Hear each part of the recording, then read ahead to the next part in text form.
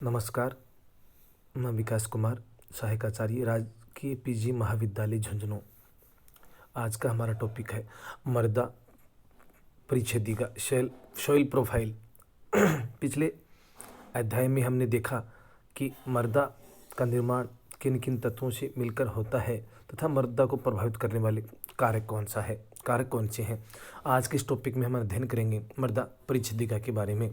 भूसतह तथा नीचे स्थित मूल सेलों के ऊपरी भाग के मध्य स्थित समस्त भाग लंबवत संस्तरों को सामूहिक रूप से मृदा परिच्छेदिका कहा जाता है। मृदा कई प्रकार की शैलें टूटने, अपघटन, विघटन होने और उनमें जीवांशों के सम्मिश्रण से निर्मित होती है। मृदा मुलायम तत्वों से मिलकर बनी है। ये तत्व कई परतों के रूप में मृदा संस्तरों का निर्माण करते हैं, जिसमें सबसे मुलायम और समान पदार्थों से बनी हुई परत सबसे ऊपर और सबसे कठोर चट्टान वाली परत सबसे नीचे होती है। मृदा परिच्छेदिका संस्तरों में मुख्य रूप से दो प्रमुख वर्गों में विभाजित किया गया है, जिसमें पहला है जैविक संस्तर और दूसरा है खनिज संस्तर। जैविक संस्तर में मृदा परिच्छेदिका का सबसे ऊपरी भाग होता है। इसमें जीवित तथा मृत जैविक पदार्थ बहुतायत से पाए जाते हैं। इन संस्तरों को अंग्रेजी के ओ अक्षर से इंगित किया गया, अर्थात ऑर्गेनिक। इन जैविक संस्तरों का निर्माण पौधे व जंतुओं से प्राप्त जीवांश का पदार्थों के संचयन से होता है। जैविक संस्तरों को दो वर्गों में बांटा गया है, पहला है ओवन और दूसरा है O2। ओवन जैविक संस्तरों का सबसे ऊपरी भाग होता है, जिसमें मूल रूप से पाए जाने वाले वनस्पतिक तत्वों का सम्मिश्रण होता है तथा दूसरा है O2। ओवन के उपरांत O2 संस्तर आता है, जिसका निर्माण पौधे व जंतुओं के परिवर्तित अवशेषों से होता है। इस संस्तर में पाए जाने वाले जैविक पदार्थों का तथा इनके मृत भागों का वियोजन इतनी अधिक मात्रा में रूपांतरण कर दिया जाता है कि बिना सूक्ष्मदर्शी के देखना इनको मुश्किल हो जाता है। दूसरा संस्तर है खनिज मिनरल। इस संस्तर का निर्माण अकार्बनिक तथा अजैविक खनिजों से हुआ है। इस संस्तर में एक सीमित मात्रा में जैविक अंश पाए जाते हैं। खनिज संस्तर में भी ऊपर से लेकर के अधस्तल तक विभिन्नताएं पाई जाती हैं, इसलिए इस संस्तर को भी तीन स्तरों में विभाजित किया जाता है, जिसका नामकरण भी अंग्रेजी के A, B तथा C अक्षरों से किया गया है। इन तीनों संस्तरों में भी विभिन्नता होने के कारण इन्हें A1, A2, A3, B1, B2, B3 आदि उप विभागों में बांटा गया है। पहला है A1। ये खनिज संस्तर का सबसे ऊपरी भाग होता है, जिसकी स्थिति O2 के ठीक नीचे होती है। इसमें खनिजों के साथ जैविक पदार्थों का मिश्रण भी देखने को मिलता है। A2। इनमें खनिजों का अपवहन अधिक होता है और अपक्षालन की क्रिया अधिक होने के कारण संस्तर को अपवहन मंडल कहते हैं। A3। ये संस्तर A तथा B के मध्य संक्रमित मंडल होता है, परंतु इसमें B की अपेक्षा A संस्तर के लक्षण अधिक देखने को मिलते हैं। B1। A तथा B के मध्य का संक्रमण मंडल है। A की अपेक्षा B की विशेषताएं अधिक होती हैं। इनमें यह हमेशा सभी प्रकार की मृदा परिच्छेदिकाओं में विकसित नहीं होती। B2। इस संस्तर में कैल्शियम कार्बोनेट तथा जिप्सम की गहराई तक अधिक मात्रा देखने को मिलती है। B तथा C के मध्य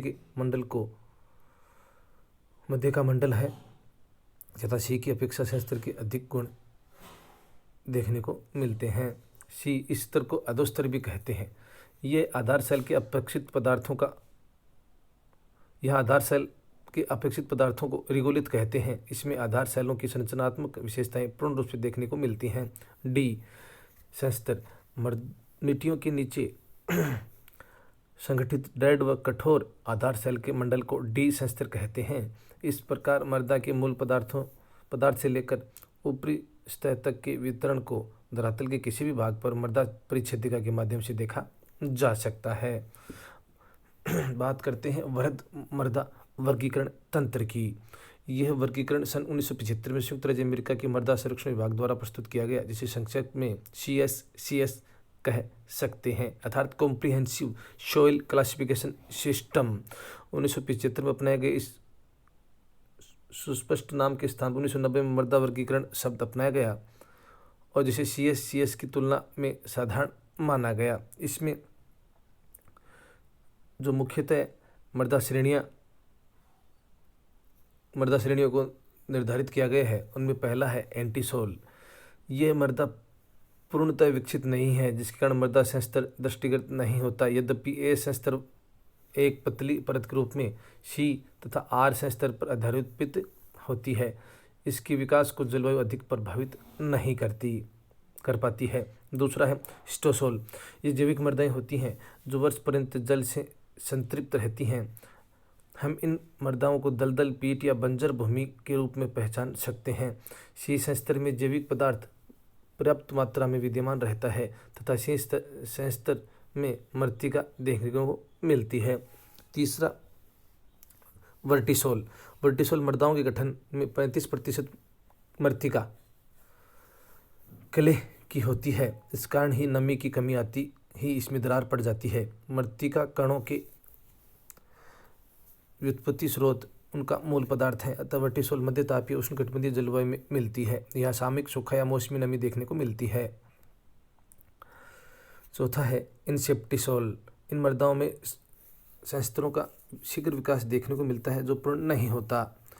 इनमें जल इतना रहता है कि वर्षा के 1/3 समय में पौधे जीवित रह सकते हैं। इसका प्रारंभ बी संस्तर से होता है। लाल रंग ली होती है जिसमें मृत्तिका का अभाव पाया जाता है। इसके कण सामान्यतः बारीक होते हैं। ये मृदाएं सामान्यतः आर्द्र जलवायु में देखने को मिलती है, लेकिन आर्कटिक से लेकर के उष्णकटिबंधीय क्षेत्र में भी इनका वितरण पाया जाता है। एरिडोसोल मृदाएं विश्व के 19.2% भाग पर फैली हैं, जो अन्य मृदाओं की तुलना में सर्वाधिक हैं। ये शुष्क होती हैं और जीवांश का अभाव यहाँ देखने को मिलता है। पादप पौधों की वर्षा के कम समय में ही वर्षा जल उपलब्ध हो जाता है। मोलिसोल्स। ये मृदाएं सूक्ष्म तापीय से उष्णकटिबंधीय जलवायु वाले क्षेत्रों में मिलती है। वर्षा द्वारा इस मृदा में निक्षालन व कैल्सिफिकेशन क्रियाएं देखने को मिलती हैं। इनके ऊपरी संस्तरों का निर्माण मौलिक एपिपेडसन द्वारा होता है। ये संस्तर काले रंग का होता है। मृदा निर्माण गहराई तक होता है, फलस्वरूप मृदा परिस्थितिका पर्याप्त मोटी होती है। एल्फिसोल्स। ये मृदाएं आर्द्र जलवायु में मिलती हैं। इनके बी संस्तर में मृत्तिका का संचयन देखने को मिलता है। मृदा संस्तरों का रंग धूसर, भूरा अथवा लाल होता है और जीवांश का इसमें अभाव पाया जाता है। सामान्यतया ये मध्य उत्तरी अमेरिका, यूरोप, मध्य साइबेरिया, उत्तरी चीन और दक्षिणी ऑस्ट्रेलिया में देखने को मिलती है। भारत में इसका विस्तार पूर्वी भारत तक इसका विस्तार पाया जाता है। स्पोडोसोल्स। ये मृदाएं मुख्यतः उत्तरी गोलार्ध के उत्तरी भाग में विकसित होती हैं। इसमें सेसक्वी ऑक्साइड का संचयन होता है। इसका रंग धूसर होता है। अल्टीसोल्स। ये मृदाएं आर्द्र, उपोष्ण तथा शुष्कतर उष्णकटिबंधीय जलवायु व मानसूनी भागों में देखने को मिलती हैं। इनका निर्माण मुख्यतः वनाच्छादित क्षेत्रों में होता है। उनका रंग पीला और भूरा होता है। विश्व में इनका वितरण भारत, मध्य अमेरिका, दक्षिणी चीन, बोलिविया, दक्षिणी ब्राज़ील और उत्तरी पूर्वी ऑस्ट्रेलिया में देखने को मिलता है। ऑक्सीसोल्स। ये अपेक्षित पुरानी मृदाएं हैं जिसमें उष्णकटिबंधीय क्षेत्रों की मृदाएं प्रमुख हैं और ये जैविक संस्तर युक्त और अच्छी अवस्था में होती हैं। इनमें खनिजों का अत्यधिक अपक्षय होता है तथा लोहे के ऑक्साइड और एल्यूमिनियम कोलिनाइट्स अधिक मात्रा में पाए जाते हैं। ये मुख्यतः भूमध्य रेखीय और उष्णकटिबंधीय क्षेत्रों में देखने को मिलती हैं। एंटीसोल। 1990 में यह श्रेणी जोड़ी गई। इसके निर्माण को मूल पदार्थ नियंत्रित करते हैं। मूल पदार्थ ज्वालामुखी राख है और परिप्रशांत महासागरीय क्षेत्र में स्थित ज्वालामुखी क्षेत्रों में इसका सर्वाधिक विकास हुआ है। इस क्षेत्र को अग्निवर्त भी कहते हैं। इसमें हवाई द्वीप प्रमुख है। यह सूक्ष्म स्तर पर वितरित है और एंडोसोल मृदाओं में पर्याप्त जीवांश देखने को मिलता है। इनकी जल धारण क्षमता भी अधिक होती है। आज के लिए इतना ही। धन्यवाद।